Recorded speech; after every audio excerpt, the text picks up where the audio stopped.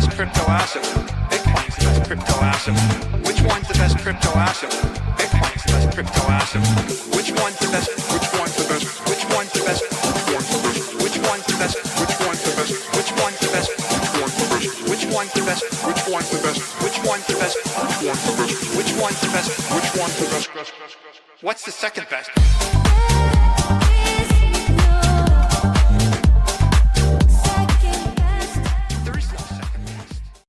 This is Discover Crypto. We have a huge show for you today. We got to talk about one of the world's most powerful billionaires, if not the world's most powerful billionaire, Peter Thiel, a Palantir, selling his Ethereum. What does this mean for Ethereum? We're going to go to the charts. We're going to look at the Bitcoin charts. And we have some interesting news from the CFTC making prediction markets legal. But first, let's cut back to, and I am joined here by TJ. He ran away for a second.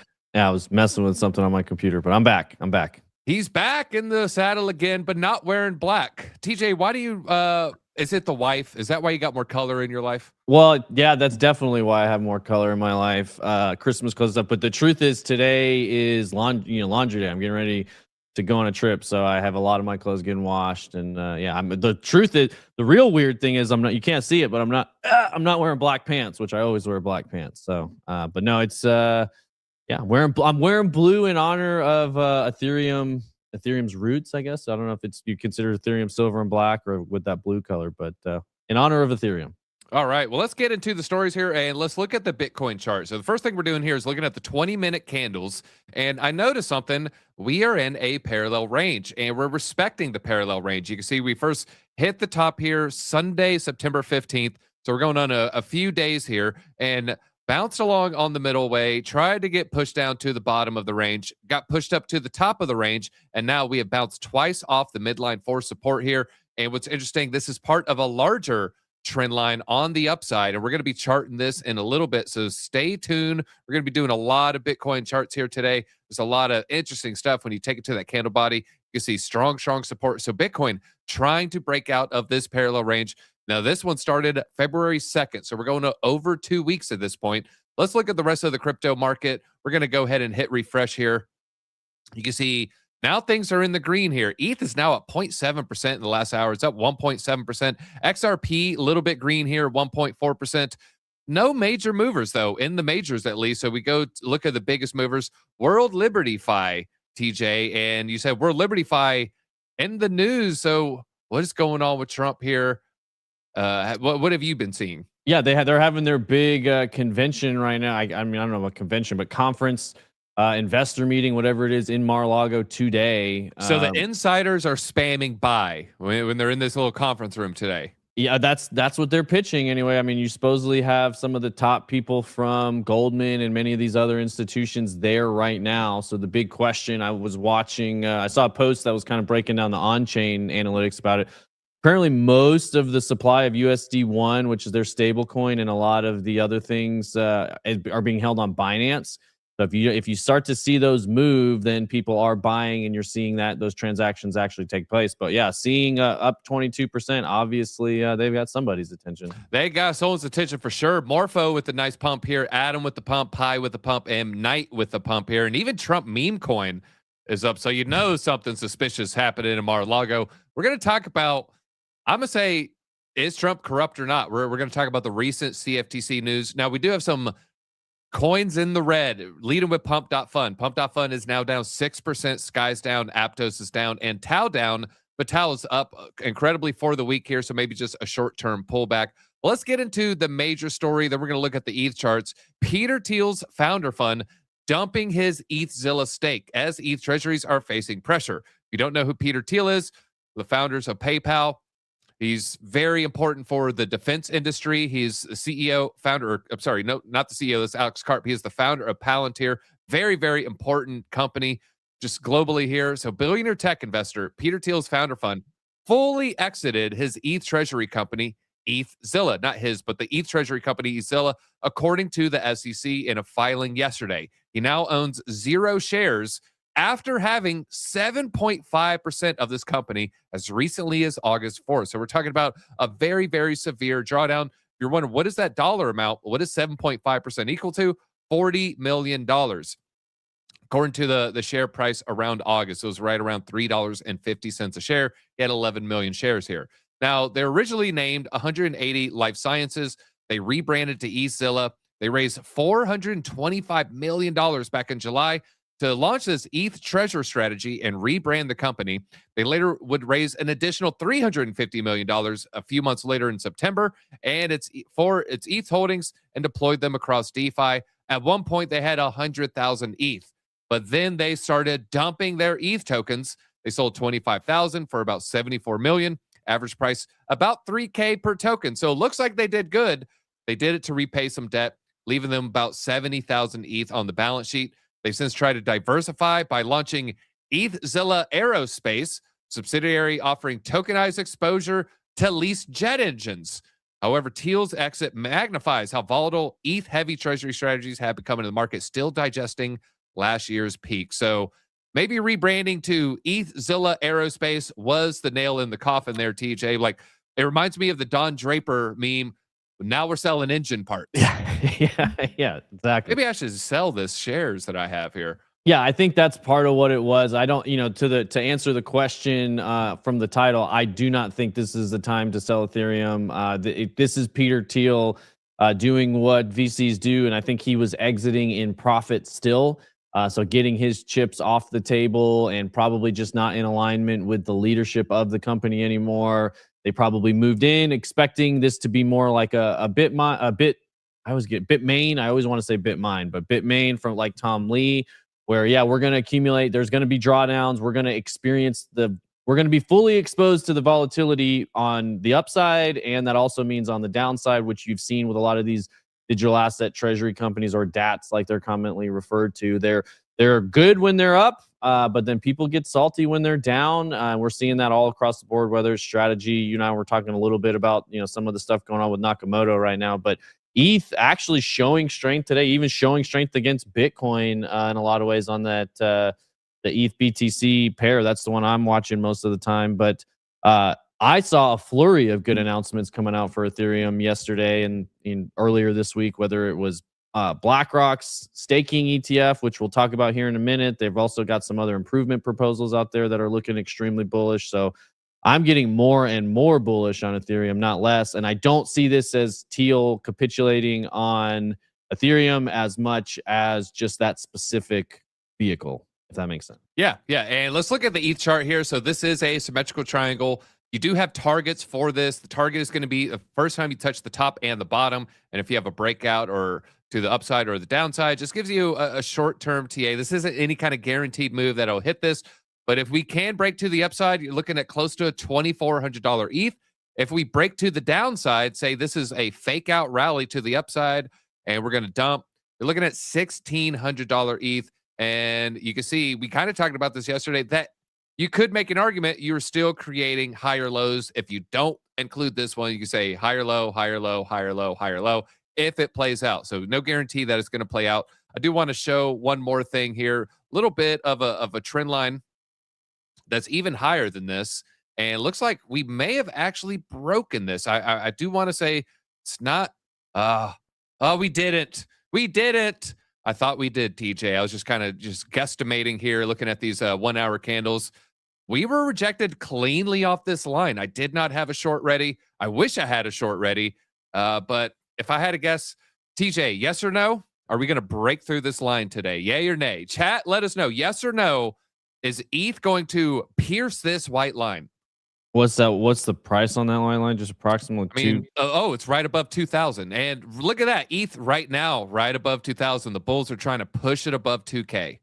Yeah, it is. I mean, according to, we're getting some bullish momentum right now. I think, according to the quant, I didn't get a chance to read all of it in the Discord. He was breaking down some hedging strategies, which was pretty interesting in there. You sometimes have to switch into hedge mode on some of these exchanges to allow you to have a long and, have multiple positions open on the same asset. But yeah, I mean, it seems like there's some bullish momentum there right now, but I want to say they were in some shorts on the longer time frame. A lot of short. There's a flurry of information. I did get a nice XRP short in and out. I cockroached in, I cockroached out. So just going ahead, get those profits on the table. But you see, we were short in the Discord. The take profit 2 hit, meaning more than take profit 1 and the take profit 2. But you can see here, short on Ondo, short on Render. Now we're getting a little bit earlier. Now we're at 8 something in the morning. Before that, I want to say it was 6 something in the morning, 8:47. So this is all this morning, folks. 8:40. I mean, we're not even at, there you go, 7:16. I actually had some trades I was able to participate in. TJ, I was in an interview. I ended up missing one. I had an interview with Animoca Brand, so I ended up missing some trades, and I was on the road. I was hedging. I was like, all right, those that don't know, I got about an hour drive, depending on traffic. I got to make a decision. I got a couple accounts not on my phone. It's like, God, if I open this trade, I'm stuck for an hour. Yeah. I remain sidelined. I think I end up missing out on these sweet, juicy profits. You just got to get it on the Tesla screen in there and just get it on auto driving mode and just sit there and trade the whole way in, and you'll be, you'll buy a new Tesla in a couple weeks worth of your drive time. Oh man. I am glad I closed those shorts, because yeah, we are starting to see some pumps for sure here. Yeah. Nice little potential rejection. We're going to be watching this as we push up. I would not be surprised if we come up to the level while we're live. We're going to cut back to the stream or cut back to the charts if we end up start flirting with this level. Can we get a little bit of an ETH breakout? Crypto King, I see this coming here. Tried to get in, couldn't get access. Join. The link is in the description. You can just join in. And then you should see in the Discord, there should give you some instructions on how to get access to the trading group. It's pretty simple. You just drop your affiliate user ID, and then you get verified. It usually happens same day unless it's overnight, but sometimes it's about 24 hours. So, all right. Well, I'll say this on this trade. I don't even know if you have 24 hours, folks. Well, okay, 1 day, 17 hours. We're probably not going to go to the tip. If you look at symmetrical triangles, you don't normally just squeeze and then get your breakout. You are going to break out before you get to the edge there. So keep an eye out on ETH. Now, TJ's got some bullishness. I want to share this person's thoughts. This is just Andy with a couple extra wives, about 75,000 followers here. What's it say? That's right. It's ETHDenver going on right now. The founder of the roll-up company here. ETHDenver so far. No airport sponsorships. Everyone thinks digital asset treasury is a terrible idea. Hyperliquid had a very solid group of familiar faces and builders, plus good ones. Most people very aware of the structural changes in the space. Other feel cyclical, chilly and windy. Folks continue to be excited about tokenization.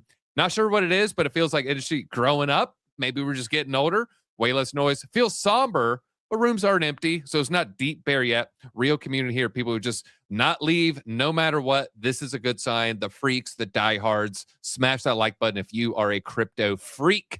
All right, with a capital F. That is me. Smash it a couple times here. We also got some base news.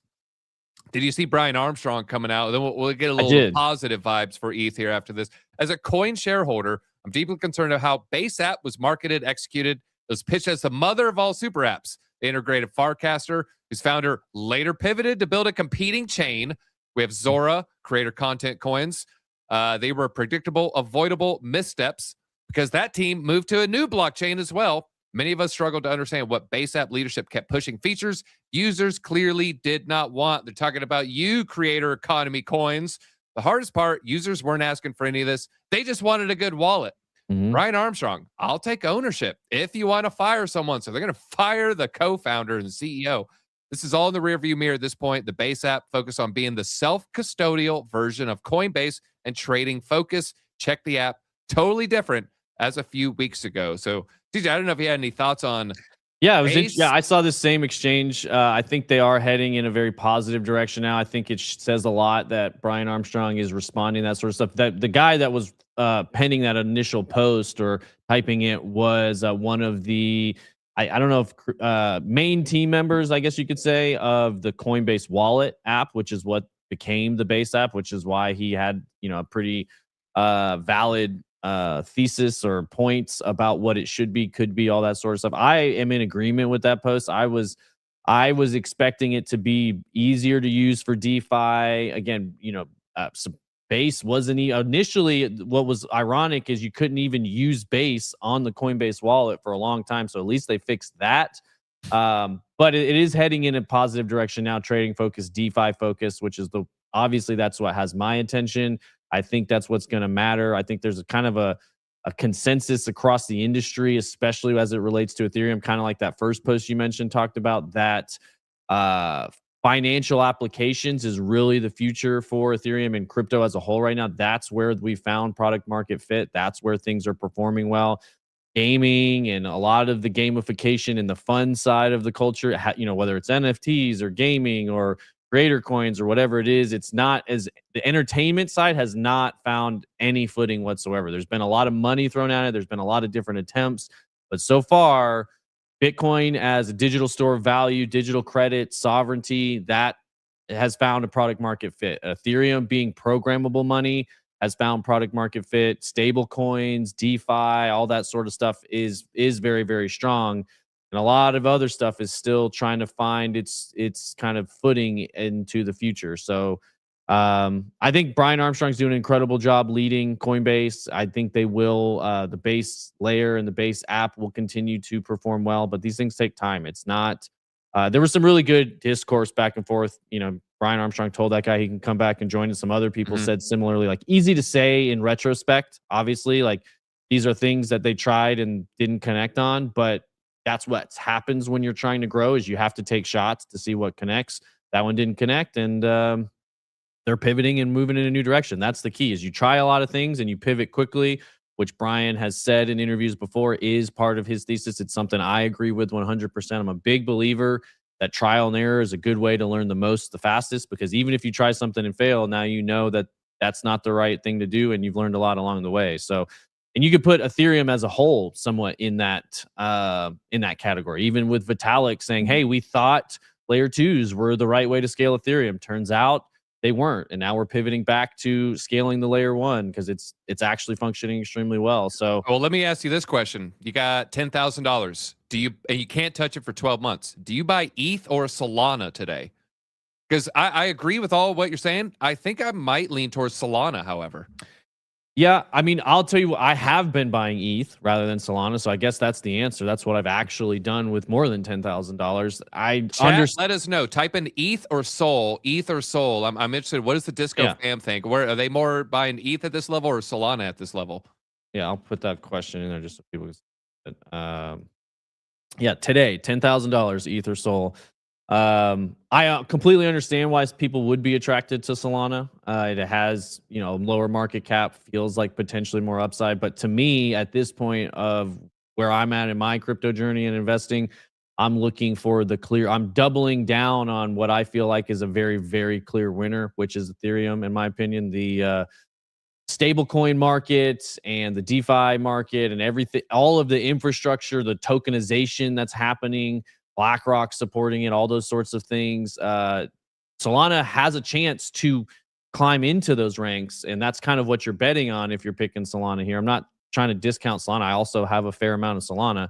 I know Crypto Steve-O is going to come after me. Look at it. You're seeing a lot of Sol is the best L1. ETH and Solana, Sol. We got an HBAR in here. Somebody's got to be different. ETH, but I'm biased. ETH, Chainlink, ADA. If ETH hits 1,300, I'm backing up the truck. Yeah, so I think you're going to do well buying either one at these levels. I think these are strong levels for both. But if I'm putting more money in Ethereum right now than I am in Solana. I'm buying both, but I'm putting substantially more into Ethereum, mostly because I feel like it's proven. Solana's trying to be proven, and they've proven themselves in somewhat strong tech. There's just don't have nearly that level of adoption. You'd put it. I think the stable coins, something like 80% on Ethereum and 10% on Solana. Those are very, very rough numbers. I could be wrong, and they change all the time. But just that fact alone leads me towards Ethereum. I think they're both down to pretty buyable accumulation ranges. Yeah, and so that's why I'm picking both that pretty strong support / resistance. You can see, those kind of acting as resistance here, acting as resistance here. This is 2023. You go to Solana, you can see acted as support here back in 2022. Had a lot of activity around this range right here. So both are very, very interesting from a TA perspective. I like both, so I'm not going to be mad at anyone chooses one over the other. Let's get a little bullish. New update filing for BlackRock's iShares staked ETH ETF. So bit of a breakdown here. This is kind of breaking news. So Coinbase and BlackRock, they're setting together for this ETH staking ETF, and BlackRock's going to get an 18% cut off of your yield here. So BlackRock, largest asset manager, sharpening the structure of its proposed spot ETH ETF, revealing it and Coinbase intend to retain 18% of the staking rewards generated by the fund. Coinbase would be the staking provider and custodian, while BlackRock would serve as the sponsor here. A staking-enabled ETH ETF would be the first of its kind. So approval could set an important precedent. You might be, oh, I heard about a staking E thing, or those are ETPs. The first ETF, just a lot more money can flow into an ETF. So this is very, very bullish. And TJ, what do we say about BlackRock ETF applications? If they're filing them, they will likely go through. I mean, it's something like I don't know what numbers are, 97% or something crazy. Much higher. It's like 576 to 1. Right. Yeah, so it's like 99%. So if they're filing these things, they've already done the legwork to know it's going to go through. And again, this is kind of to that point I was just making. Don't fight BlackRock. If you're betting against ETH at this point, you're betting against Larry Fink. So to me, Ethereum, Bitcoin and Ethereum are here to stay. They're growing. Their network's getting stronger. Their network effects getting stronger. Their regulatory clarity is getting stronger. So I don't see much standing in the way of, especially if you're talking long time frame, 5-10 years. Ethereum and Bitcoin, you will have generational wealth, and you don't have to chase, in my opinion, some of these lower cap things. Again, Solana, I hold a lot of Solana. I hold a lot of other, of the larger cap coins. I still like Aave. Actually, Aave, we'll talk. We don't have to talk about this today, but maybe later in the week, the Aave will win proposal. They've actually seemed to find alignment with 100% of revenues going to the DAO, alignment between the labs and the DAO, which that's pretty substantial in my opinion. I'd like to see something similar with Chainlink. Haven't seen it yet. Hoping they follow suit from Aave, but stop selling Chainlink tokens to pay your employees. Yeah, just stop. Yeah. Just stop already. Right. I am bullish on Chainlink, and I think Chainlink pretty good buying opportunity, but it's a tokenomics issue. It's what do they do? How are they creating value? It's not just the protocol or the company behind it. You got to think about the tokenomics. The tokenomics matter very much. That's why we covered those token unlocks yesterday. Massive amount of token unlocks happening in March. Just be very careful trading some of these newer, shinier VC altcoins here. Can I hit a couple more things on ETH before we move away? Because I just wanted to mention. Or we go to the Middle East. Yeah, before we get to the action, so to speak. But we do have this, and this is probably somewhat of a result coming out of ETHDenver. This is another major, major factor in my opinion. I do think privacy is going to end up being a top narrative as we move into the next cycle. I think I said it earlier this week or last week. The ones that have my attention: lending and borrowing, privacy, like that could be Zcash, but Ethereum adding a privacy transaction or Midnight obviously was the one we talk about here a lot. That's very, very substantial. If they can do this and get that right, having stealth payments, obscure sender receiver links, all that sort of stuff, while preserving auditability, not privacy coins, just obfuscation. This matters. I'd say it's almost paramount to top institutions, top traders, people that are moving very, very large amounts of money around that don't want to be tracked, don't want to be copied, don't want to be arbitraged. This stuff matters. So this upgrade right here, extremely, extremely important. And just lastly, the fact, since we're talking about staking, the fact that more than half of Ethereum supply is now staked, I think we're going to see that continue to rise as it gets easier through things like BlackRock staking ETF. People don't have to custody it. They can get staking rewards.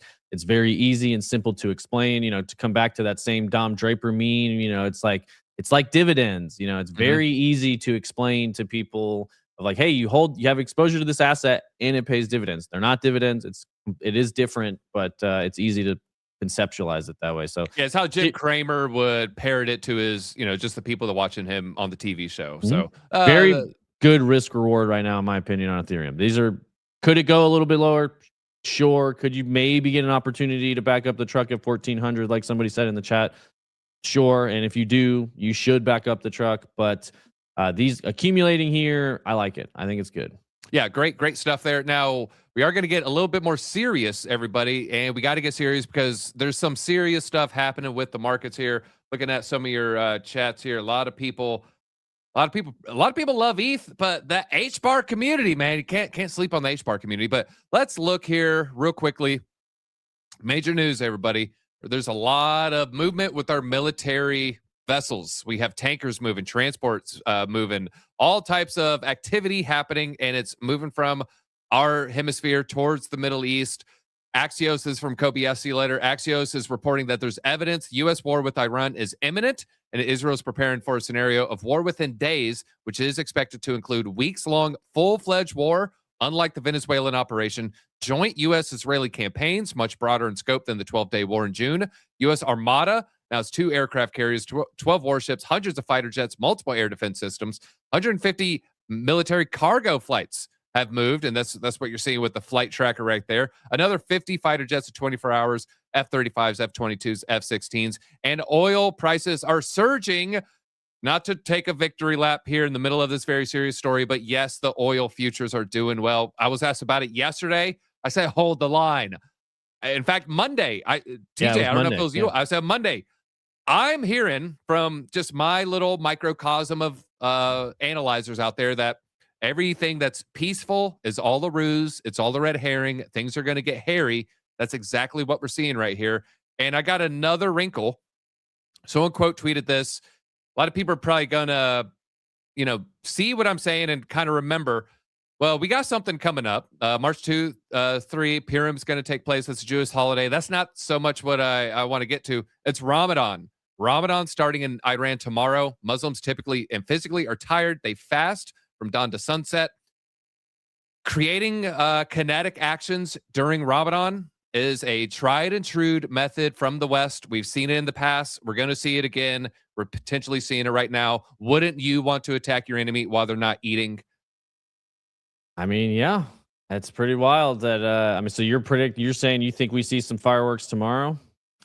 It is looking likely. There was Oman peace talks. I've been talking about these peace talks. It did look like the peace talks broke down. America said, we want you to agree with everything that we're putting out there. Iran said, all right, well, we're not going to talk about ballistic missiles. We're not going to talk about our proxies. We're willing to suspend our enrichment for a few years. And America, they wanted everything. They wanted everything off the checklist. They didn't get everything off the checklist.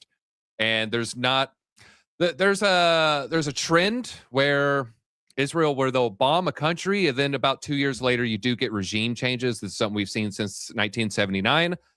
77 rather. We saw it in 77. We saw it in the 80s with Iraq. We saw it with Syria as recently as what are we looking at there? This is like 14 years ago. So this is just something that we see a lot, folks. There's just a lot of credible evidence that there's going to be a lot of things pushing down markets.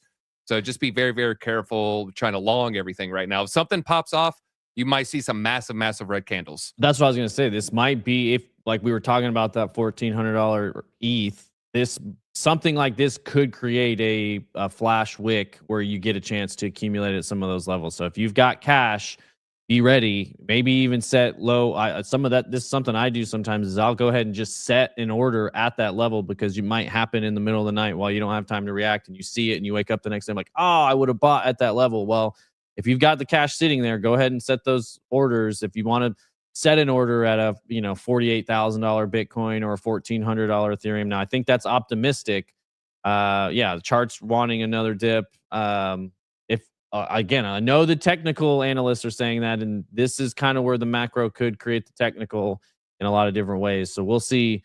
But it does feel like tensions are high, and I don't believe any kind of compromise, like you said, is what's on the table. It's either agree or don't agree. We're good either way type thing. So people, where are your buy orders set for Bitcoin? About $350. I got it set at $350 there. Someone saying it doesn't matter much, and they're minuscule in strength compared to the U.S. I would just say they're much bigger than Iraq. Iraq kind of gave us a little bit of an issue there, TJ. We didn't get in and walk out clean. Iran has roughly 92 million people in their population. It's roughly 4 times the size of Iraq. They're a much larger landmass as well. They actually have a navy. There's a lot of differences here. Now, I do want to check on the oil futures here. Oil futures are up. What are we looking at here? I think we're up on the last day 40%, 38%. I was asked about this yesterday. I said, look, guys, it's flat, but hold the line. hold the line. And what we did, we just July dated futures. We're betting on this to go up, and we're up about 38%. Remember yesterday, I was like, guys, we're just at break even. This is a short position. Now I have some copper options, different dates. We got our MicroStrategy options are doing well. We got a lot of options. So if you're joining us with commodities, we're doing very, very well with the commodities here. Yeah. My MicroStrategy is, I don't know, even up 40% today. Heck yeah. Nice. 40% today. We'll take that. Nothing to shake a stick at right there. All right. Now, we do got some other major movers. It wasn't just Peter Thiel making drastic changes to his portfolio. Stan Druckenmiller. Before we get into this, Stan Druckenmiller, very famous macro investor. TJ, you've probably been following this guy for years, is my guess here. So yeah, I like this guy. A lot of hedge funds, a lot of money managers. This guy makes some major moves. A lot of people listen. Hey, he's one of the best performers. That's why. Yeah, I mean, he's a billionaire. He's long copper. So some are saying, he's long commodities. I mostly just see the copper here. And he's long airlines, which is pretty interesting. And he rotated away. I forget what the mega cap was exactly, but yeah, rotating away from mega cap concentration. He's getting into commodities, financials, cyclicals, airlines, semis, energy transition. So just keep an eye out on that. Yeah. Big money's making big moves. At the same time, we're getting some big military action probabilities increasing. Moving into financial stuff, commodities, a lot of the same stuff that we more or less say. I mean, Bitcoin is a commodity, largely considered. So yeah, it's not surprising necessarily. Those are the ones that have been beaten up pretty bad. So I believe he's saying this is a good entry for him. That Morgan Stanley fund there is interesting. Investing in Brazil type ETFs, those are performing very well. So something to keep an eye on. I mean, it's all the other thing that's funny too is you got Ray Dalio out there with all doom and gloom, and then you go look at their filings and what they're buying. They're not exiting a lot of this stuff. So that's what's funny. But yeah, moving out of Medit, Bank of America, Citigroup, moving more towards new finance, away from old finance, which, hey, that's in line with our thesis. So he's betting against the Zuck here. Why? If you had to say, what's one reason you think he sold his Facebook or his Instagram, his Meta stock here? I mean, if it were me, it'd be capital expenditures. I don't know, but like I don't know if you've seen the charts on how Apple is doing on capex compared to. They're keeping their war chest tight versus just going splashy cashy everywhere. They're waiting for a winner to emerge. Yeah, basically doing nothing and just sitting on their cash, and they're still winning. They've got the hardware piece locked up. They'll just ship the software to all of their devices whenever they want. They've got more hardware pieces coming out. So if it were me, yeah, I'd be loading up on Apple. They've got some Can I just say I like Droids better than Apple? Chat, type in Apple or Droid.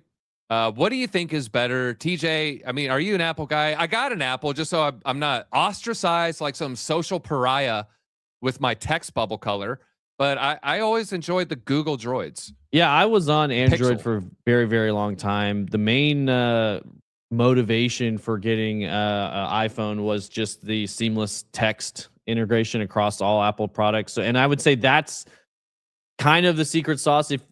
For Apple, in my opinion, is the seamless integration across all of their software is made for their hardware, so it works extremely well. Whereas Android, you're definitely more versatile. You definitely have more flexibility. However, all the applications don't work as great, and you kind of have to work with it a little bit. So I don't know. I don't have really strong opinions as far as what's better. Yeah, Apple is seamless. But if you're comparing price, obviously you're getting similar performance for much lower costs with Android. But it's two different systems. It's open system versus closed system. It's kind of an ideology, debate. But if you're talking about just out of the box quality and it works, obviously Apple wins in a lot of those regards. All right, this guy keeps asking about his HBAR. Is it dead? Is my HBAR dead? It don't look good. I will say going lower than October 10th is not a good sign. If you went lower than your October 10th flash crash, maybe use the rallies to exit your position. That would just be my 2 cents. It's just it's a little heuristic. I'm not saying this is just some rule that you should apply to everything and diligently hold on to it. But to me, this is similar to my other thesis, which was in 2021, if you didn't put in a new all-time high in the second half of the year, you might have a little bit of trouble moving forward. That actually ended up playing out very, very well. Here's just another DZ rule for you. If you're wicking lower than October 10, that's ugly. Yeah, I'll give you one little piece of hopium there is if I had to choose something out of all of those, what were they, like ISO 222 coins? Like I do like HBAR more than the rest. They at least have some RWA stuff going on and seem to have some institutional acceptance. But yeah, it's tough outside of the main, again, to me, the more you look and the more you dig, the more conviction I have in Bitcoin and Ethereum. That's the truth. Now I still, and then in sectors that I believe things are coming into, lending and borrowing. That's why I like Aave. That's why I like Morpho. DeFi. That's why I like Aerodrome, so, but again, DeFi lives on Ethereum for the most part. So 99% of peeps buy Apple to be like their homies. Network effects are very strong. Do not sleep on the network effects there. All right, let's talk about that Hong Kong entity. So we talked about the IBIT ETF filings. And you recall, we were talking about this yesterday. We did a little deep dive on Jane Street, but I was like, L'Aurore Limited. I'll be honest with you guys, I haven't heard of it. Well, it turns out no one had heard of it. So now I don't feel so bad. Well, the biggest new entrant in IBIT is from a brand new entity, something called L'Aurore Limited. No website, no press, no footprint. The only public information is the filer's name is Zhang Hui and his Hong Kong base. Let's double click on that for a second. Zhang Hui is the Chinese equivalent of John Smith. It's what I like to call a non-anonymous anonymous name, something hiding in plain sight buried on the statistical weight of millions to make it untraceable. A limited suffix suggests Cayman or PVI structure, the classic offshore wrapper for accessing U.S. markets. Portfolio, a single holding. Nothing but IBIT. Isn't diversified.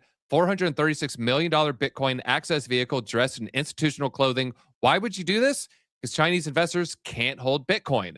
If this is what it looks like, it might be early signs of institutional Chinese capital moving into Bitcoin, not through crypto exchanges or gray market channels, but through BlackRock ETF filed with the SEC, a regulated jurisdiction hiding in the most transparent, non-transparent place imaginable.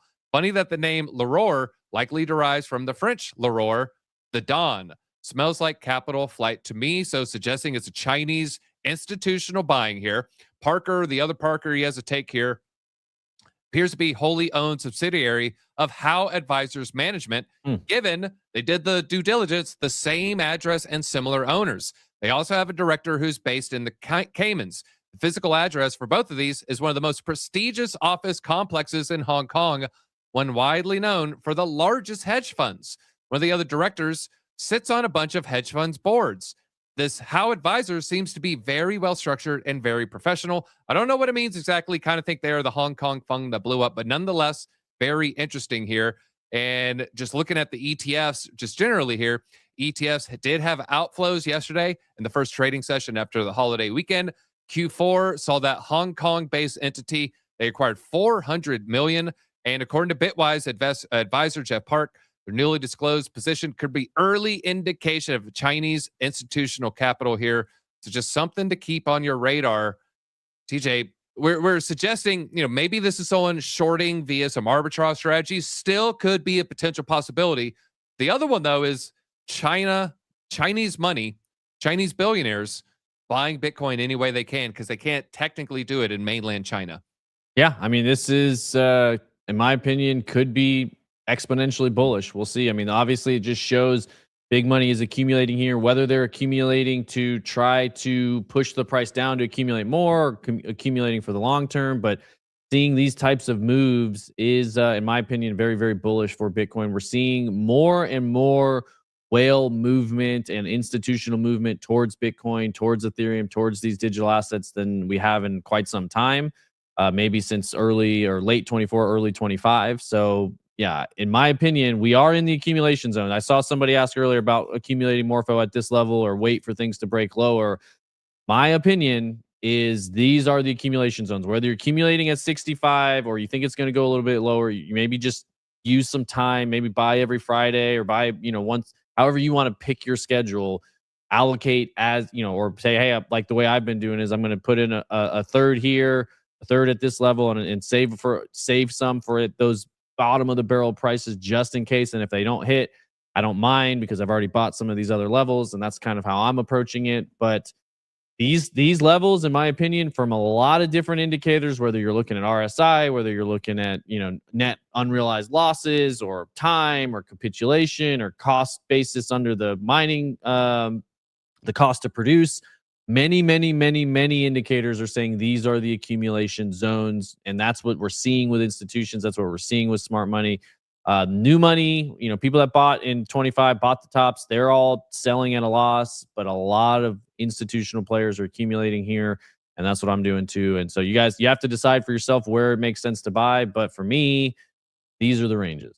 All right. Well, how about Abu Dhabi? What makes sense for them to buy right here at this price as well? TJ, Wealth Fund, Bitcoin ETFs holdings topped $1 billion at the end of 2025. It's two major firms here. Two of their major investment firms increased their exposure in the fourth quarter, buying BlackRock's ETF. It's Mubadala Investment Company, sovereign wealth fund backed by Abu Dhabi government. They added 4 million shares. We're not talking about the dollar amount. We're talking about they're adding shares. They went from, I want to say, bringing their total to 12.7 million shares there. Another one, Al Warda Investments, another Abu Dhabi-based investment management firm. They held 8.2 million, up from 7.96 million. So altogether, they have $1 billion of Bitcoin via IBIT at the end of 2025. Well, let's track a little Bitcoin price action. So if you didn't watch last night's video, you missed out. We're calling bearish targets.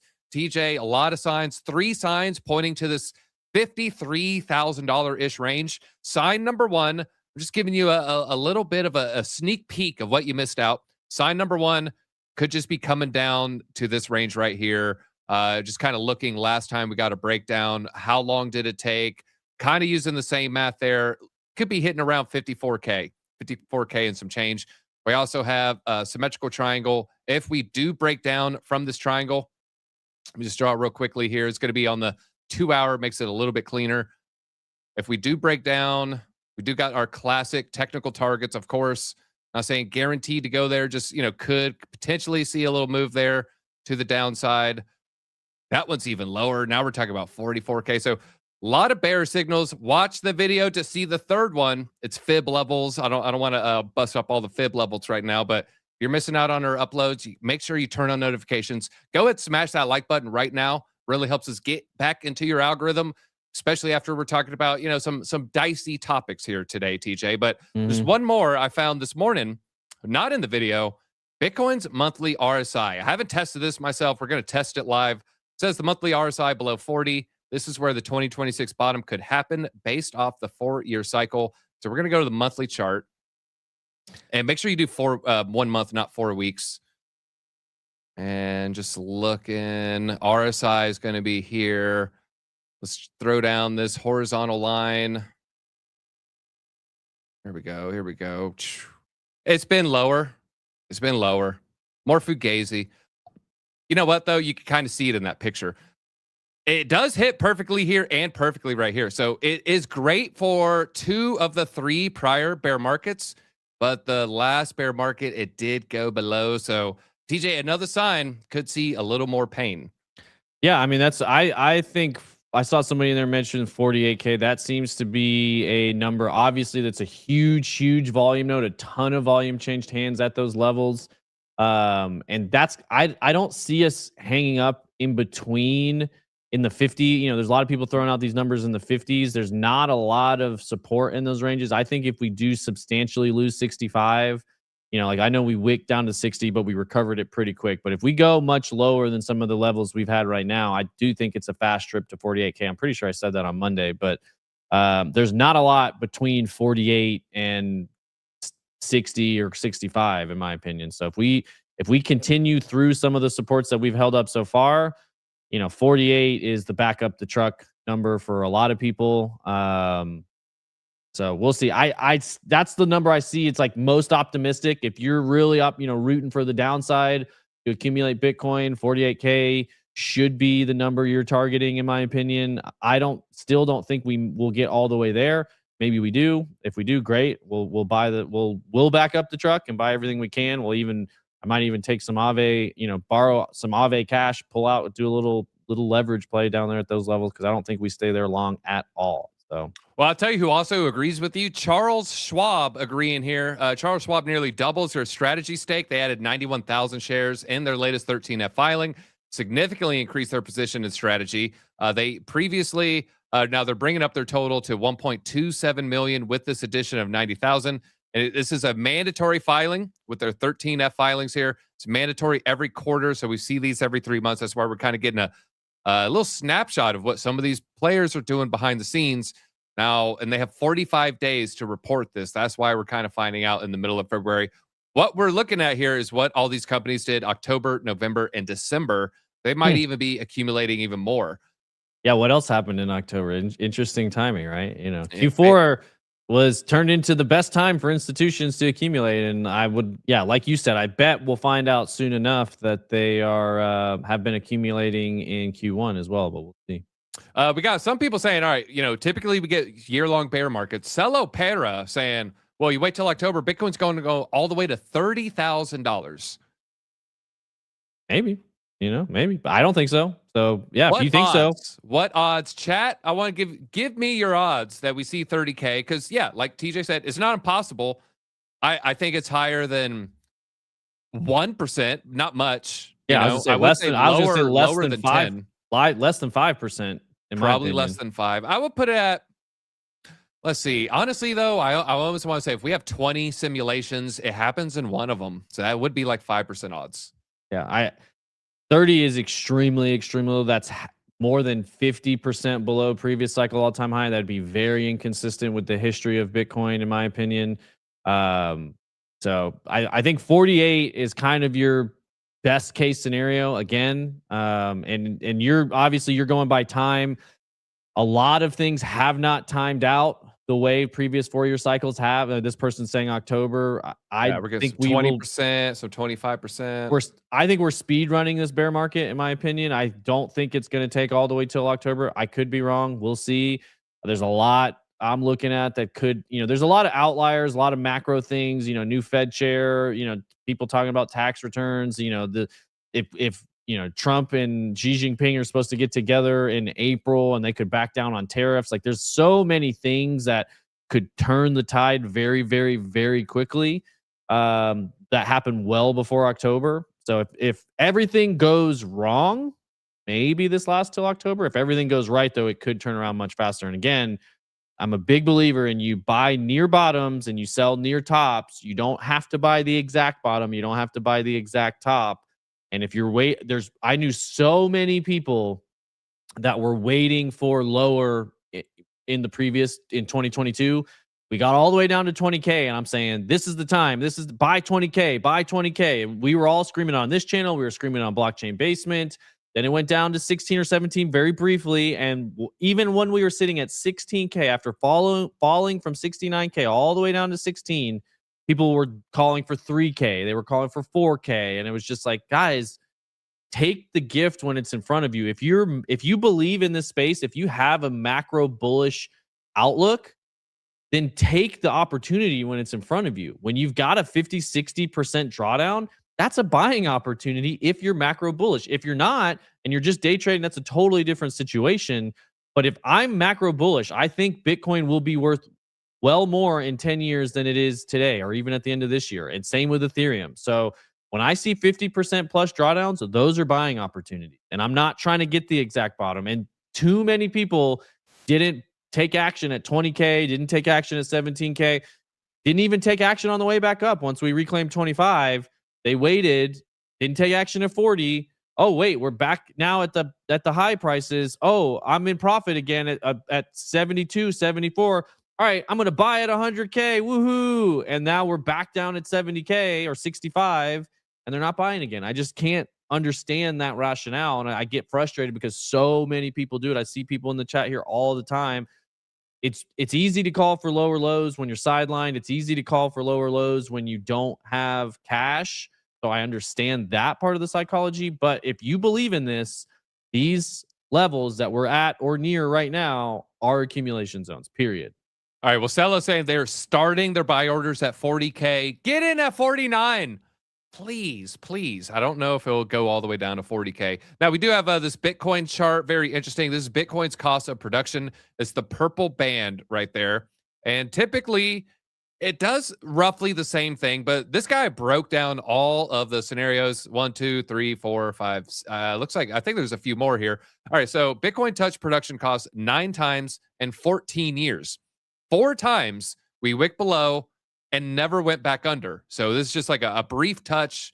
You'll never see it again. 1 time we closed below and stayed below. It's going to be right here. It's going to be the March 2020 area right there. 4 times we touched the bottom of the production cost. I mean, we went all the way down. We sliced to the bottom of the band. So 44% of the time, if you're not buying now, you're going to be sidelined. 44% of the time, well, it's going to double bottom. It's 11% chance you're going to get some of these, 40K, 30K, in this case, 58K chance. So if you just look at this, yeah, maybe we do go to 30K, but that just doesn't fit the probabilities, what we've seen last time. Maybe this time's different, but the math is the math. And if you think it's going to 30K, I feel like the math ain't mathing. It feels like it ain't mathing there. What are the whales doing? Well, the whales, every sustainable rally starts with whale delta flipping green. Every single one. Tracks the big wallets, the biggest players in the market. They're net buying, net selling. When it's red, the big juicy whales, they're actively distributing, not buying the dip. And what do you notice? They are in risk off mode. They haven't flipped green. And you see with Bitcoin's price action, you do need a little bit of positive news here, positivity. I will say with everything that's happened in the Middle East right now, I don't know if a whale is like, oh, I'm going to buy right now. A lot of uncertainty in the markets, a lot of uncertainty right now. But speaking of these big whales, looks like some of these big whales are potentially buying Chainlink. We got another 13F filing. And if you zoom in a little bit, Citadel LLC, Citadel Securities LLC, looks like Citadel might be here. World's leading alternative investment firms. Very, very big company, very powerful company. Major legislation must be imminent. They're saying the lizards always know. Very interesting there. And I don't know if you have any thoughts on Chainlink before we move on. I can go to the Chainlink chart. We'll pull it up. Yeah, Arca, actually a friend of the channel. I was chatting with him earlier. Chainlink, my biggest hang up, I guess you could say, or question mark. I still hold a ton of it. I'm not capitulating. The question is if I buy more at these levels or not. This is a buying opportunity for me if I'm long-term bullish on it. The biggest thing is what I talked about earlier in the show with is there alignment between Chainlink, the entity, and Link, the token? Aave, we saw that kind of play out, and it seems like they're coming more into alignment. The number one thing I saw as incentives is a huge part of the Aave Labs team hold most of their wealth in the Aave token. So there is alignment for the token there. And it seems like if they get this recent DAO proposal through, there will be then full alignment to the DAO, which is in a lot of ways the token holders. Link, I haven't dug into this as much. I have not seen it. I was on a call yesterday with somebody who one of their and basically somebody that works for them over the last 4 months or so is I want to say it's this person's CTO, I believe, and they were likely a top tier tech guy at Link. I don't know. I haven't seen it. It's a lot of rumors right now, so I don't. That's my biggest question mark is Chainlink's success going to translate into the Link token pumping? So far, we haven't seen that. And it went lower than 1010 wick, TJ. Yeah, but it isn't almost everything lower than 1010? No, I want to say a lot of coins are looking pretty good. Let's see, 1010 wick right there. Wait, no, we're on 3-day. Yeah, that'll be the 1010 wick. Right? No, it's right here. Whoa. Yeah, that's what I'm saying. Everything's 1010 was like the beginning. That was the top of the market. Or not the top, but close to the top.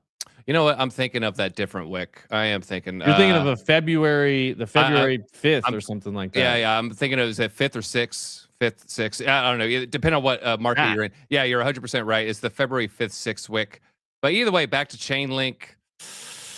I mean, that's if you sell here, I think it might be a while. You might regret it. It might be a while. It might be a whole long time. I did look last time we saw that 3-day RSI beaten down. Oh, I'm on HBAR right here. Last time we saw that Chainlink RSI beaten down that low, it was a lot of pain. So I drew the blue line down here on the bottom. You see the RSI coming down right here. It goes straight up.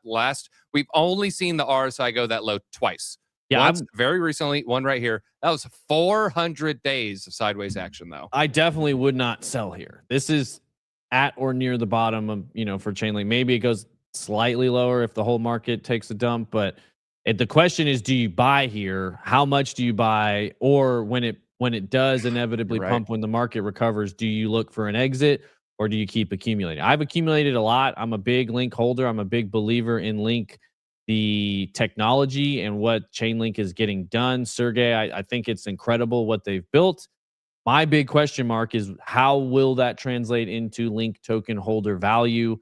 So far, that has been an unanswered question. My belief is that there would be alignment in there, and a lot of it was due to regulatory unclarity, meaning they couldn't be aligned in the past because that would deem it a security, and it was I had unknown. a different take. Mine was it's the crack dealer in the 80s strategy, giving everybody the Chainlink tokens, getting everybody hooked, and then they'll start charging for that rock, $10 a rock. And yeah, they just haven't. They're just still giving it out. Right. And so the question is, when will that switch happen? I believe it will. I just don't know for certain. And obviously, you don't want to be making major investment decisions based on hope and belief. You want kind of have something a little bit more tangible. My hope, though, is once the Clarity Act passes, we'll see more alignment between Chainlink, the entity, and Chainlink, the token. And if that happens, Chainlink has definitely established itself as a core key infrastructure play within the future of finance, more or less, not just crypto, but all of finance. They're absolutely shaping and helping the way settlements are happening, the way on-chain value is being recaptured. Them and Aave both working together in a lot of different ways with some of these different I think I don't know if it's specifically Horizon. I know that's Aave's, but I mean, they're doing some incredible things. So if there's alignment between the entity and the token, exceptionally bullish. This is absolutely the time to smash buy. I've already allocated a lot into Chainlink, so I'm kind of on the border if I'm going to buy more at these levels or not, and how long I'm going to hold it. But I believe it will pan out in the long run. All right, now speaking of alignment and incentives, that takes me to my next story. Pump.fun changing everything you know about how their whole model works. So they're rolling out trader cashbacks and a tweak to their Memecoin model. That's right, they're tweaking the model. And so Pump.fun has rolled out a new feature that shifts rewards away from the deployers towards the Memecoin traders. It's a tweak to the fee model that once generated $15 million a single day at its peak. Now, the original model had features for the creators, or creator fees here, giving token creators a small 0.3% of all the fees generated by the tokens that they launch. But they said creator fees, not all tokens deserve it because many tokens achieve success without a team or a project lead, thereby disproportionately rewarding the deployer, not the community. Now they said coin creators must choose between the creator gets the fees or the trader cashback model. Once chosen, decisions irreversible. The new reward feature comes as $31 million worth of fees in January, 75% fall from the $150 million basically posted a year prior, January 2025. This person is saying it is going to kill Pump.fun. We're even more cooked. Hodling is rewarded even less. What the update actually does: before, creator received the fees, traders receive the fees. Now, sounds good at first. It is not. It's shifting from deployer to trading activity. That means high volume equals more rewards. Not holding for the long term equals rewards. Structurally favors active trading, not the passive holding. Does it increase even more pump and dumps? Yes, because rewards scale with trading activity. Fast rotations generate more fees. Attention shifts to short-term volume. I don't know if it's going to lead to more tokens being created. I think it will lead to more trading, but I don't know. I'm kind of disagreeing with this guy, TJ. I don't know if you had a thought or an opinion.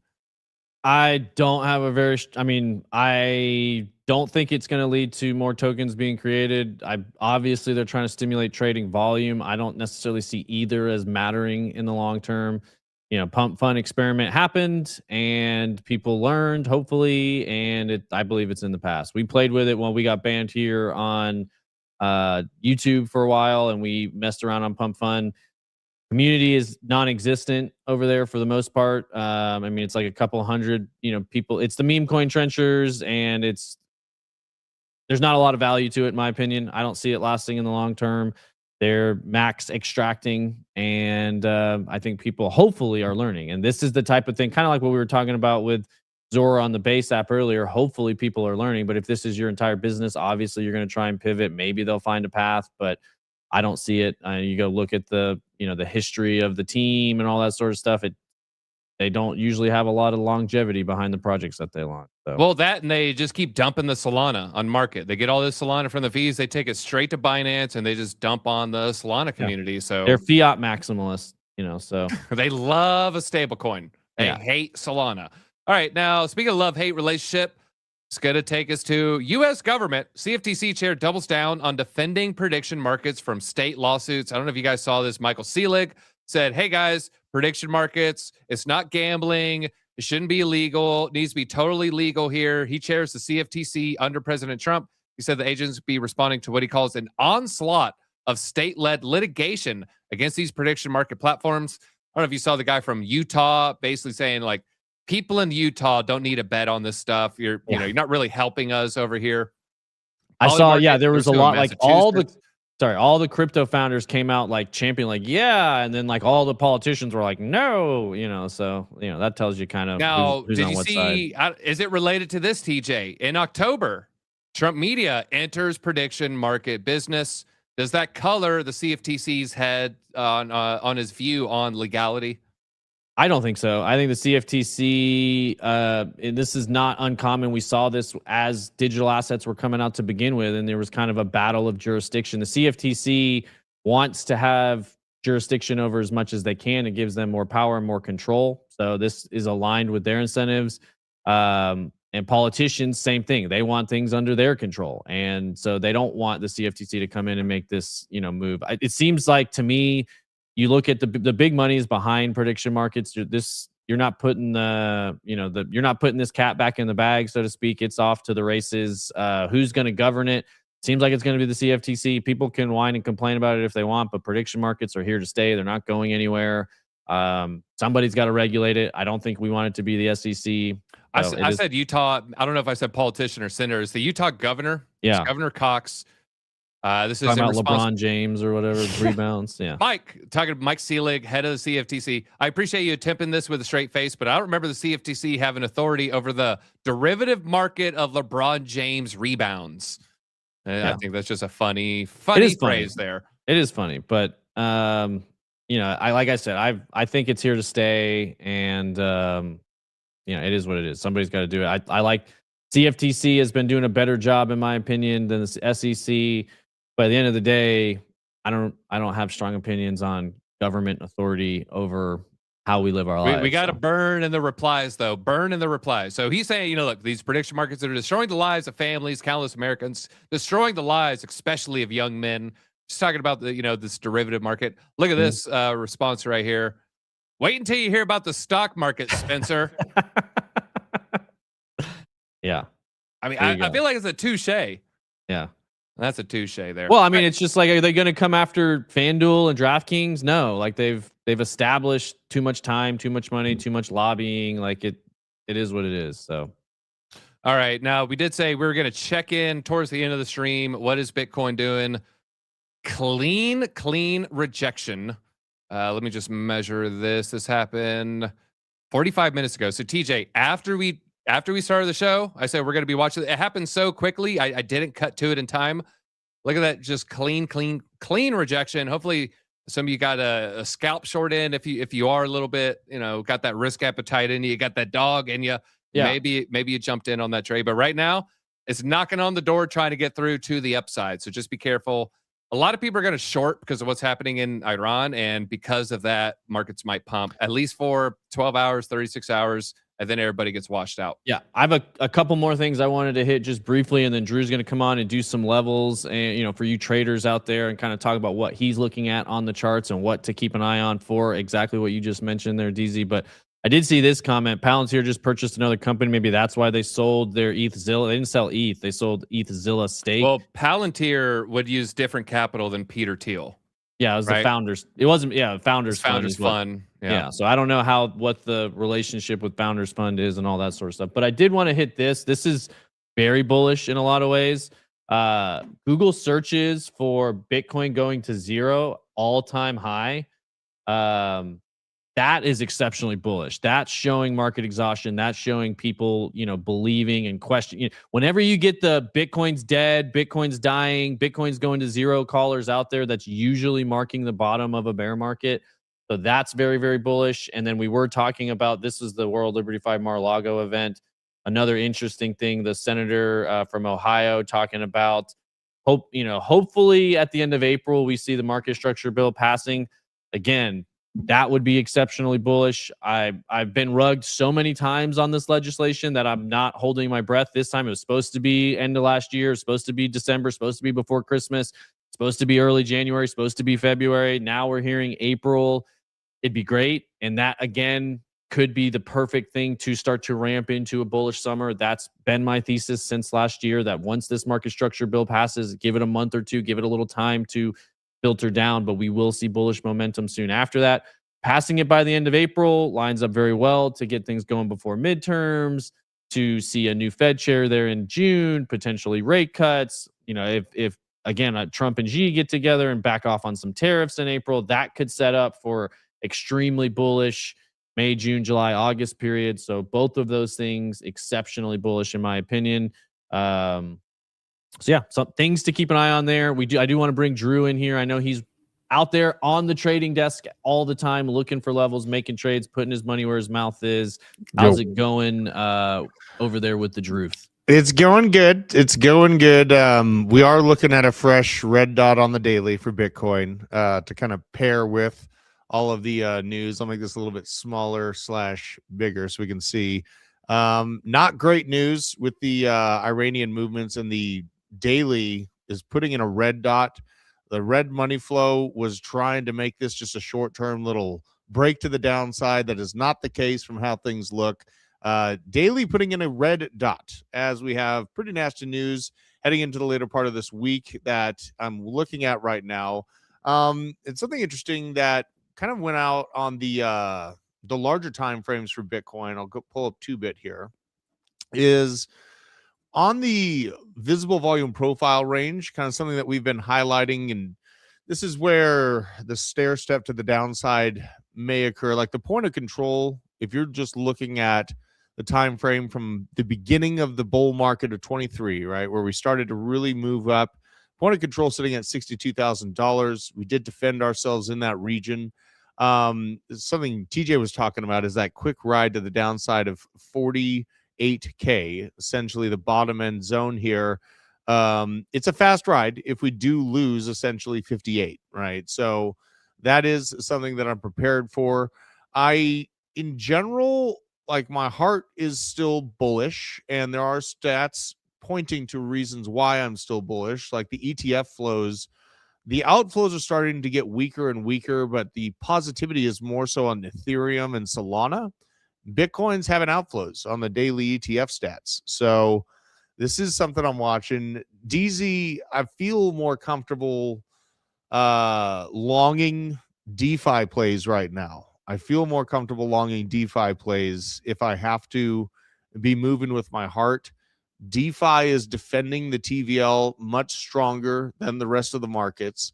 And some of the bigger movers here, Morpho, World Liberty Financial, definitely a DeFi play, but I think this is front running a little bit of the doesn't World Liberty Financial have a kind of like a conference or something like that coming up soon? Yeah, it's in the middle of a conference right now, but it could be related to the CFTC guys. Saying prediction markets are totally legal, kind of championing what President Trump wants to put some of his business interests towards. So Trump's trying to get in the prediction market game. Could be related to that. I'm not sure. Or it's just the insiders and the luncheon or the breakfast meeting.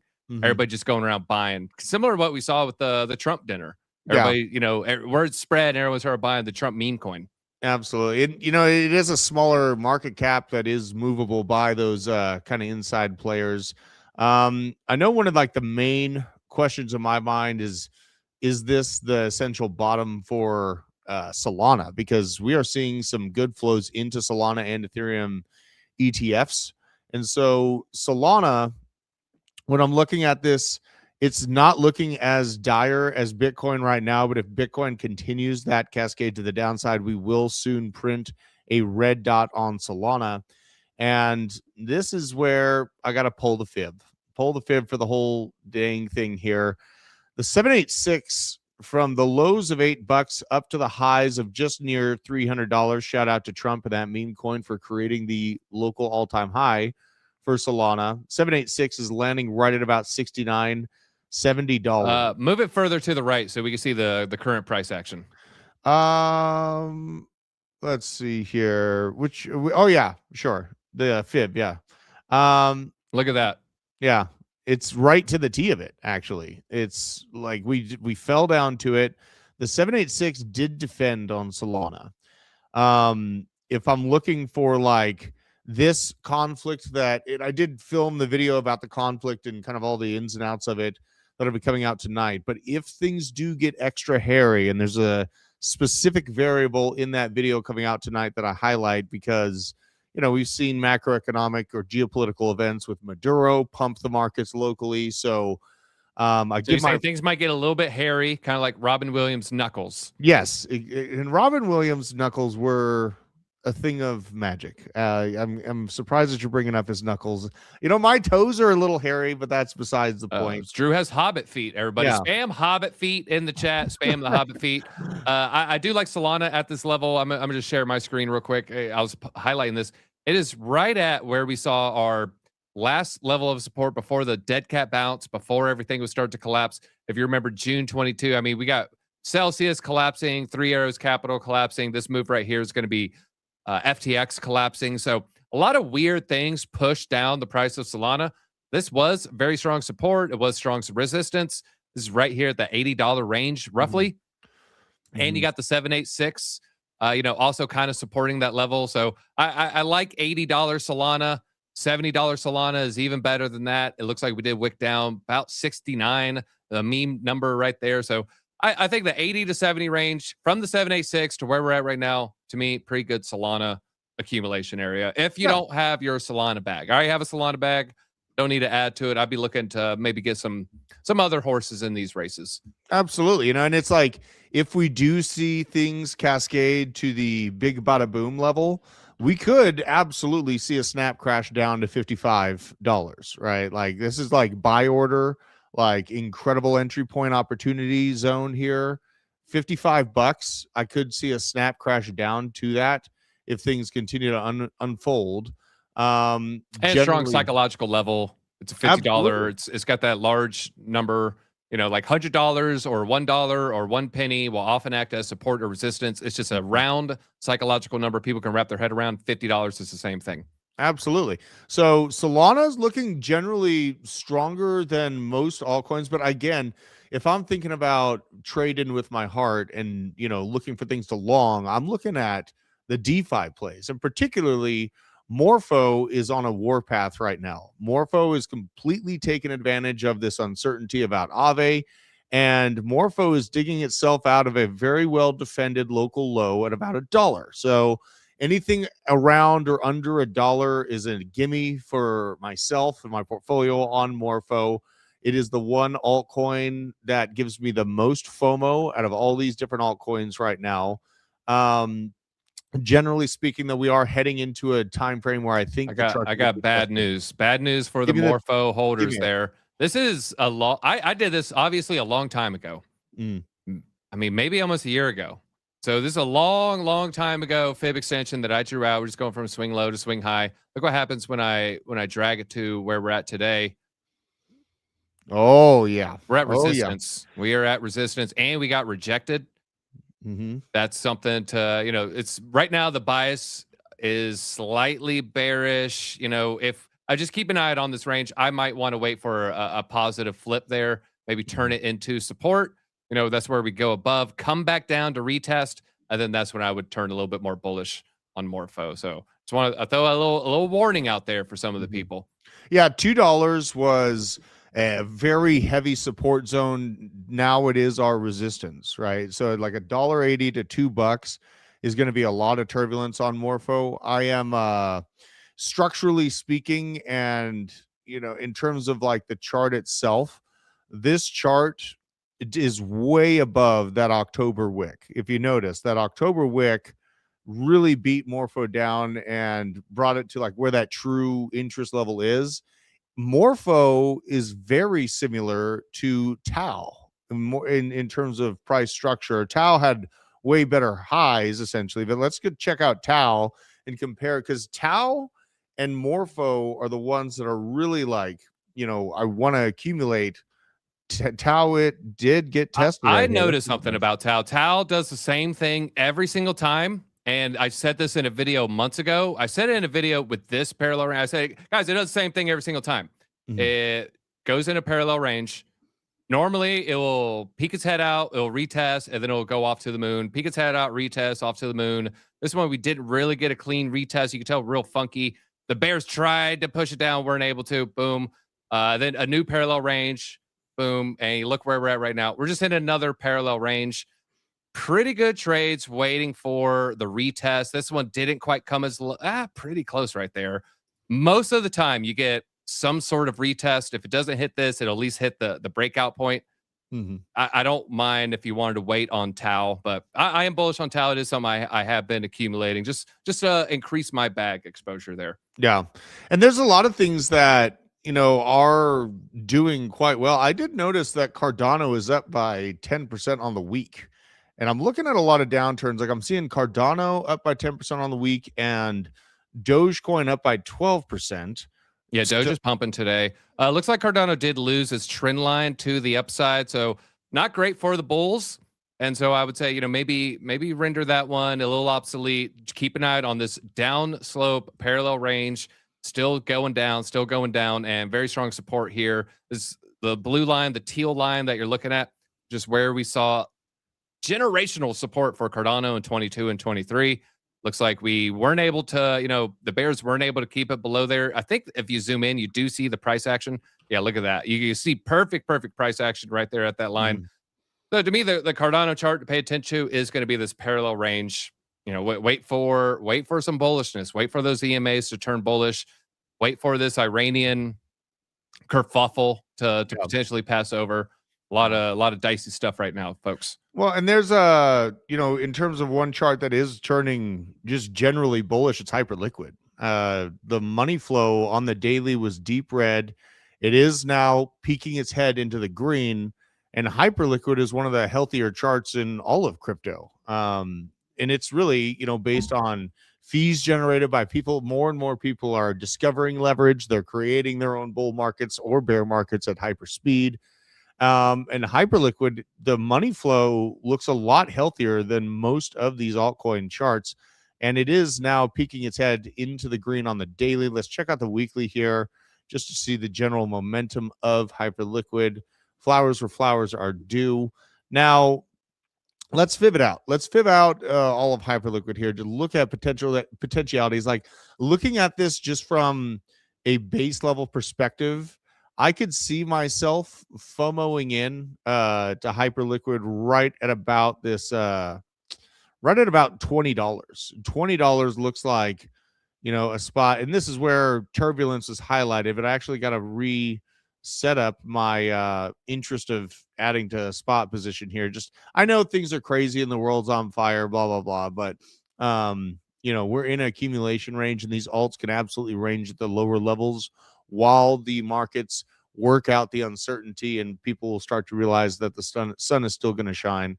I think $20 is a very strong buy order level that I'd like to set for myself.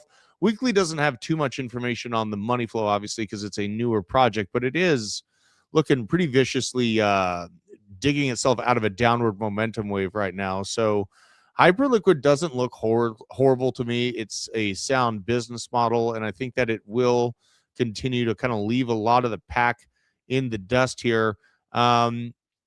This October 10th wick as well, completely eaten up. Like it tested it on January 26th, and it is rallied actually from that level, even with the lows right now, by 40%. So Hyperliquid's one of the more healthy charts out there in crypto. If I'm looking at the grander scheme of things, Bitcoin's only down by 0.6% today. It's very flat as we're heading into this crazy uncertainty with all the warships and everything like that. And just a snippet of the video tonight.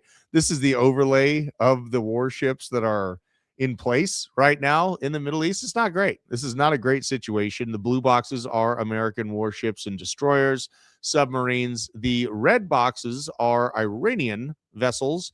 Orange are Russian, and yellow are Chinese, all smacked into the same little location here. It is a not so Mexican standoff. It's more like an Iranian standoff. And the S&P 500 sitting here defending itself. I have a lot of stocks that I've been mapping out that I hope I get great entry points should I see the S&P 500 take a nasty dip. This all is contingent on a very specific variable that I had to dive into in greater detail for the video coming out tonight. But generally speaking, Hyperliquid, I like. Morpho, I'm liking. Solana, not bad. It's definitely an altcoin. It's a very heavily known altcoin, and lower levels in the mid 50s to 60s on Solana are not off of the table yet. Canton Network has been treating my altcoin portfolio very, very well. I have not seen that 13-cent dip that we were looking at. That is reasonable to kind of set buy orders for. Canton Network is just rounding out this local high range and just moving to new pastures. So I did a video on that, before it came out. I did a video on it with the co-founder after it came out as it's defending these highs. Nobody cares about good things. They want old school projects to do well for the bags, which I understand. I want you guys' bags to pump as well. But generally, we're in an extreme fear zone. The fear levels that we've gone through over the last month are levels that we have never seen before in crypto, where we hit a level 5. And that generally speaks to me in terms of a local bottom formation happening for Bitcoin. But I do want to get you guys in the chat. Someone's bringing up a blast from the past here. I think it was Dion, not Dion. I want to check out Aerodrome, but what was that one? Is Caspa. I want to go see if Caspa's alive here. Let's see here. This is a proof of work coin. Proof of work. And I'm a fan of proof of work. So October 10th. Let's see what October 10th. Right about there. It's cascaded well below that October 10th liquidity rug. So that's not a great sign. It's got to defend itself in these local low ranges. There are many altcoins that look worse in terms of their overall graph. Caspa, if you're a proof of work maxi, maybe, Litecoin. I see a lot of pain from proof of work industry right now. A lot of the miners that have been stacking these lesser known proof of work projects that have just been dusted. Litecoin is sitting at $50. And if things unravel, you're damn right. You could be looking at $30 Litecoin. You're absolutely right. Now, if you believe in Litecoin long term, the silver of Bitcoin's gold, then this would be a spot to accumulate. And we actually should reasonably looking at, we should be looking at silver prices as well. Someone was asking me about silver. I think it was on a phone call. Yeah, right around the $70 region. A lot of uncertainty leading into this potential escalation that we're staring down the barrel of over the weekend, potentially within the week. I would say that the likelihood of the announcement from Trump about another set of B-2 bombers would be around Friday after markets close. Generally speaking, Trump loves to make these announcements after markets close on a Friday so that it doesn't heavily affect the markets when these occurrences do go down. But we can see we are going into max uncertainty, max fear. It's all shown on the silver and gold charts very clearly. Now I want to go over to Aerodrome, because Aerodrome, one, I think is structurally useful for the base network, and I don't think Coinbase is going to go quietly into the night. I actually want to get more data on Aerodrome. I wonder which of these will give me the most data here. Let's go to CoinX and see. There we go. Yeah, so Aerodrome, let's give it a good old fib. Let's pull the fib. Let's pull a fib. Where's my fibs at? Here we go. From the low to the high.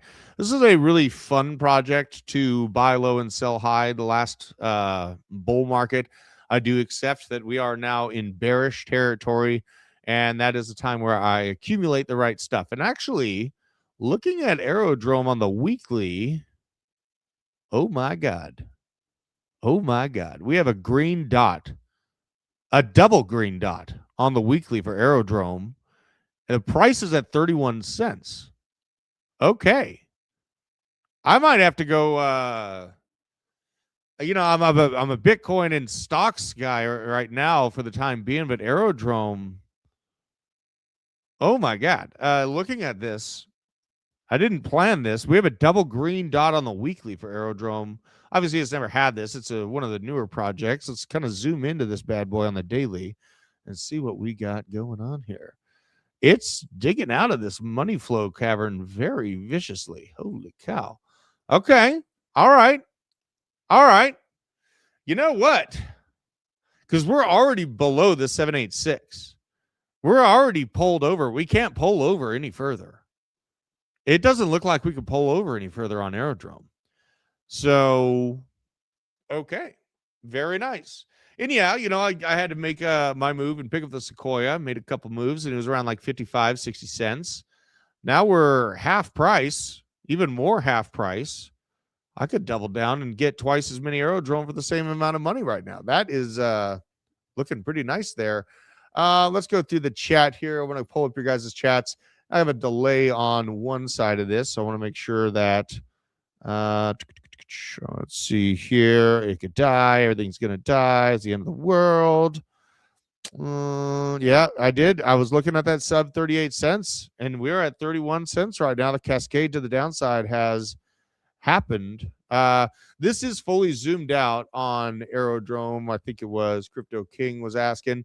Yeah, so where I knew to take profits on this bad boy after this first rally was up in the $2 ranges. Thankfully, I was able to do that on both of these peaks, and then I got out of the way at around 60 cents from the downturn. So this has been a definite cash cow for me because I was actively taking profits. But now that we've reflushed to the downside, I actually am starting to see a little bit of greed come to my eyes from this. I actually am seeing a little bit of I'm seeing a little bit of FOMO. Actually, this is looking at this chart in general is giving me a little bit not a little bit, a lot of more FOMO on these local ranges for Aerodrome. So okay, good to look at that. Good looking out. Yeah, taking profits at around $2 Aerodrome makes a hell of a lot of sense. I mean, sure, and this is how I do it. You get in, you buy low ranges, and then take profits at as close to what you think would be a peak as possible. But hitting monetary goals myself came in right incidentally around the $2 Aerodrome level. And if you must leave some on the table, leave a moon bag, right? If I have to have exposure just in case things go crazy for me, then leave a moon bag on the table. Now let's check out HBAR. This is one that my wife bought, and she did it because I'm so enraged by most of these altcoins. A lower all-time high than the previous all-time high of 2021, which is not generally a great start. It didn't miss the mark by too much though. So the all-time high of 21 comes in at 57 cents. The new all-time high at about 40 cents. So slight downtrend there, faux show. And I know that there was some big like FedEx news with HBAR. Everyone was tagging me in like this is the beginning of the new dollar order with HBAR. It's at 10 cents right now. Let's do just a quick litmus test on tokenomics. How healthy is it tokenomically? HBAR on CoinMarketCap. Let's pull this bad boy up and just do a flash view of the all-time price action compared to market cap now. Oh my God. Okay, so this is what happens when you have inflationary pressure on a token, is that the market cap will be going up and up and up and up, and everything looks great, but the price going down and down and down and down. So yeah, it's bouncing off this zone right now. Back to just fundamentals of it. Let's go to the daily. Daily is trying to dig itself out of a red money flow that it's been in since October of 2025. So that is notable. And it only had a very short amount of time where it was in the green in August, July and August of 25. So it spent, the good times were short-lived. The good times were very short-lived 2 times. That is not great. Okay, so it hit its all-time high and you have a short season. Each one of these seasons, maybe a few months, right? 2 months of green in the money flow, and then back to hell where we go in altcoin season. And I do want to make this statement. I think SocialFi projects are going to self-cannibalize themselves as we go further into a accumulation zone. Bitcoin dumping hard right now. Let's go see. I hope you're right. Let's go see. Bam, bam. All right, so we're still literally at where we started the morning at $67,000. So not sure, you might be looking at Harry Potter, Obama, Sonic 10 Inu. But this thing is just flushing longs and shorts. I think we covered the who's behind that 10 a.m. pump and dump scheme all the time. It's just disgusting. This is a funny comment. Sell and cut your losses. Come back in 2029. Yeah, you're right. Everything's just going to go down only for, what is that, 3 years? That's a great mentality to have. Yeah, this is just washing. This is just washing longs and shorts. I did see that there's some highlights of the 48K liquidation event for Bitcoin, but honestly, man, this is just edging everyone. It's not going anywhere.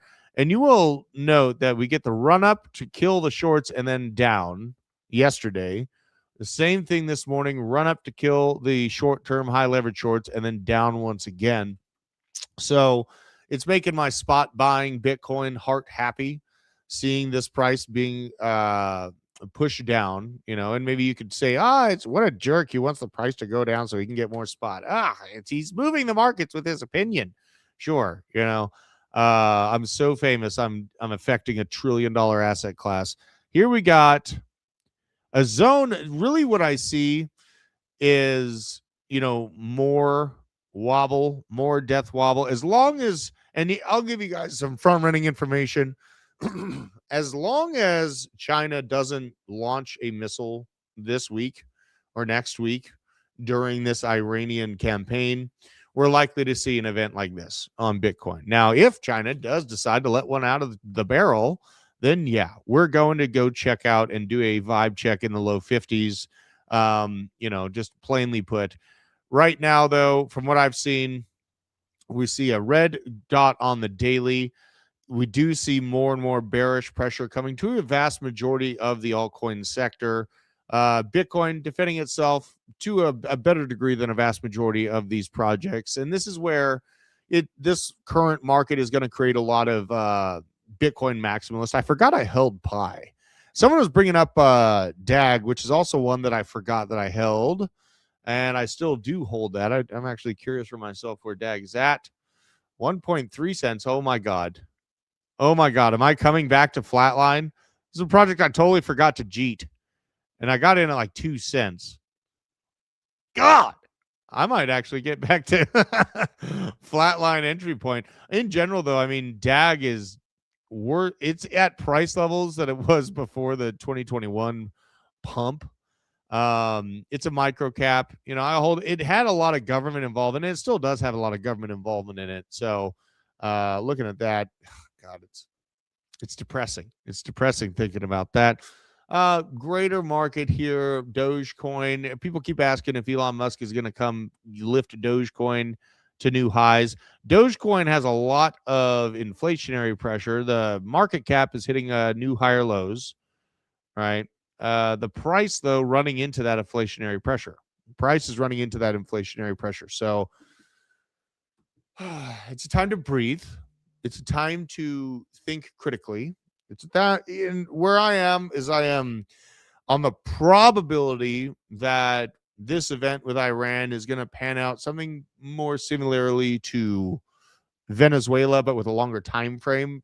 But that being said, if China does let one out of the barrel in near or anywhere around the Strait of Hormuz towards an American vessel, we are going to vibe check the lower 50s on Bitcoin. That is my feeling. Just short term, right? And that this is playing into trading for the week, all those different things.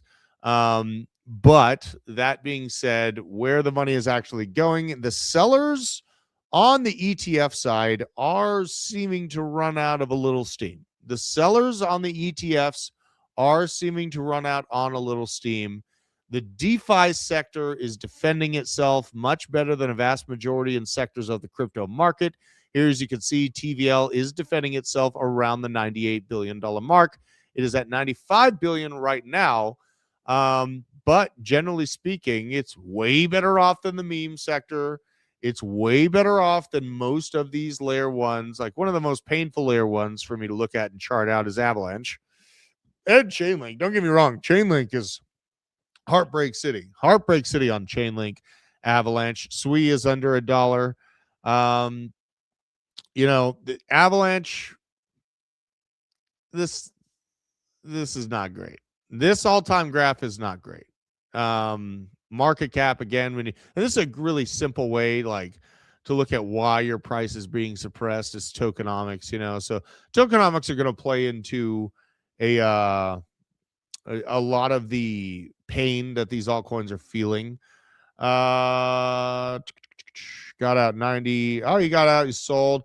Like I think Canton 13 cents made sense if we see a nice pullback. Canton is just like one of those maddening Hyperliquid type situations where it's just not letting go of its ground. Also, Morpho is in that camp with me, where it just will not give up its ground. It's up by 36% on the week, which is absolutely nuts to see in this market condition. So a lot of people will fade it. They don't understand DeFi. They don't understand flows.